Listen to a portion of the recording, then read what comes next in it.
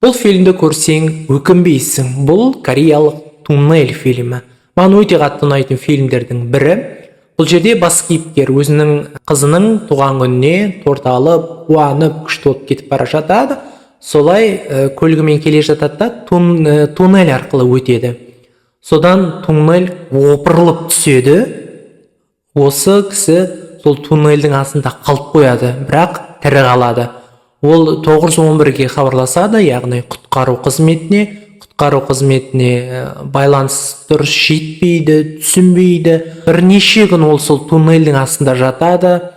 Кішкене ғана өзінде су болады, сол сумен өмір сүру керек болады. Сондай бір шытырманға толы фильм. Бұл фильмнен бір өмірдің қаншалықты қымбат екенін түсінесің деп ойлаймын. Сондықтан да көріңіздер, өкінбейсіздер. Өте тамаша фильм. One Thumbs Up тобында субтитрмен бар.